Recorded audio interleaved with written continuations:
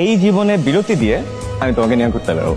তোমাকে নিয়ে পাহাড় চূড়ায় বসে সূর্যোদয় দেখবো, তোমাকে নিয়ে পাহাড়ের আঁকা বাঁকা পথে বাইকে করে ঘুরে বেড়াবো। আমি পাঞ্জাবি পরে তোমার জন্য অপেক্ষা করব। তুমি একটা রূপার মতো নীল শাড়ি পরে মাথায় বেলি ফুলের মালা দিয়ে আমার কাছে আসবে, আর আমি পৃথিবীর সবচেয়ে ভাগ্যবান পুরুষ হিসেবে তোমার কাছে তোমার হাতটা চাই।